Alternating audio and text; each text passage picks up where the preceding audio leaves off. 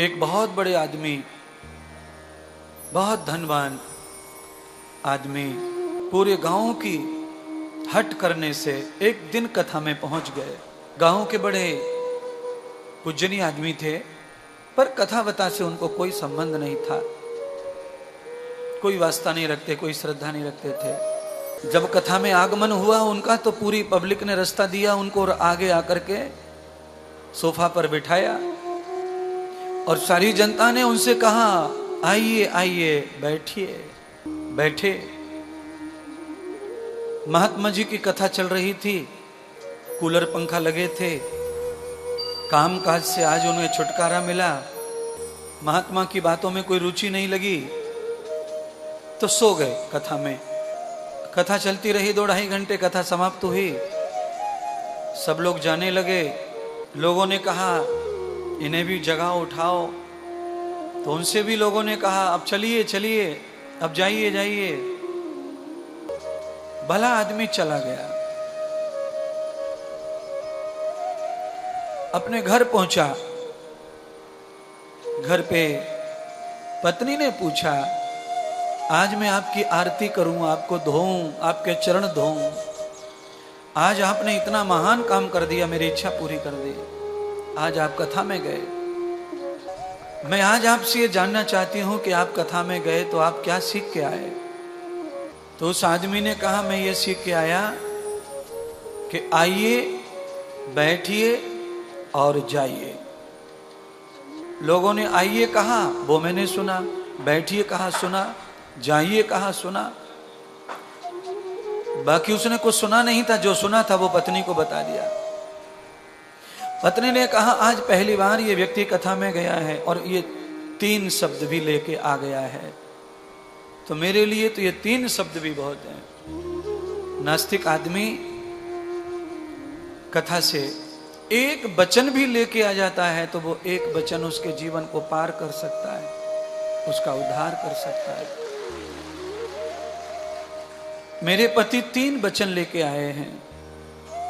पत्नी ने कहा ऐसा करिए, आप जो कथा में सीख के आए हैं ना, आप इनको ही मंत्र समझकर इनको ही दोहराते रहिए, बोलते रहिए, आइए बैठिए जाइए, आइए बैठिए जाइए। पति ने वही शुरू कर दिया, दिन भर करता रहा, रात भर करता रहा। आज अचानक ऐसी घटना घट गई, पैसे वाला तो था ही, आज मानो उसके घर में चोर घुस आए। सारे लोग सोए हुए थे। पत्नी ने कहा कि यही मंत्र आप जपते रहिए, इससे ही सब कुछ प्राप्त हो जाएगा। तो जब चोर आए तो ये मंत्र जप रहा था बैठ करके बैठक में, आइए बैठिए जाइए। चोर का आगमन हुआ तभी इसने बोला आइए। चोर परेशान हो गया। चोर जब उल्टे पैर लौटा डर के मारे, उसे लगा कि इसने देख लिया, तो इसने दूसरा मंत्र बोला बैठिए। चोर और घबरा गया। चोर ने कहा सच में इसने देख लिया। चोर उल्टे पैर लौटा तो चोर को कहा जाइए, आइए बैठिए जाइए। चोर भाग गया। चोर को ये पक्का मालूम हो गया, अंदर से डर पैदा हो गया कि गांव का सबसे बड़ा आदमी है और इसने मुझे आज पहचान लिया। चोर भी गांव का ही था। तो चोर घबरा घबरा के परेशान हो गया। चोर को ये विश्वास हो गया कि प्रातः काल होते ही ये मुझे पुलिस को दे देगा, मुझे जेल होगी, सजा होगी। अब मैं कैसे निपटूं इससे, क्या करूं। चोर ने और भी चोरियां की थी, महीना 2 महीना 4 महीने में पोटली बांधकर जो सोना बोना रखा था वो सारी पोटली बांधकर घर में से इकट्ठा करके ले आया और रात में ही उसके चरणों में आकर गिर पड़ा और चरण पकड़ लिए साहूकार के। आपने मुझे पहचान लिया है, मुझे माफ कर दो, माफ कर दो, मुझे जेल मत भेजो, मुझे पुलिस में मत दो, मेरे नाम की रिपोर्ट मत करो।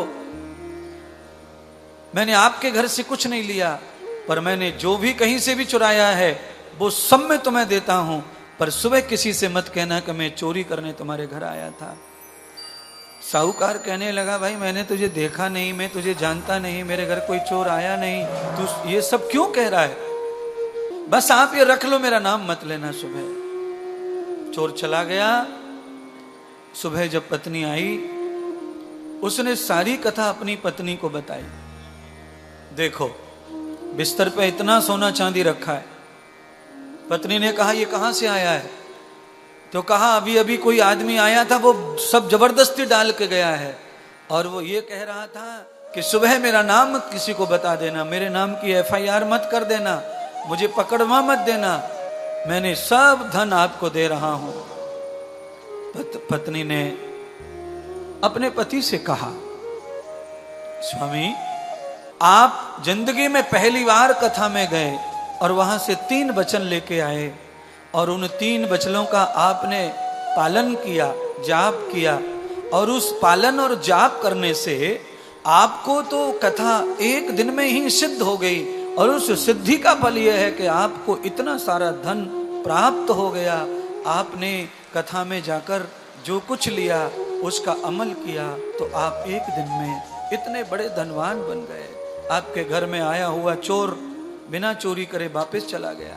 बंधु, ये कथा बनावटी है, दिखावटी है, दृष्टांत के लिए है, पर ये कथा ये कह रही है, सच्ची कथा से ये 3 झूठे शब्द उसने पकड़े, बाकी सोता रहा, उन शब्दों को रटता रहा, तो घर में चोर चोरी नहीं कर पाया। कथा का ये फल उस नास्तिक को प्राप्त हुआ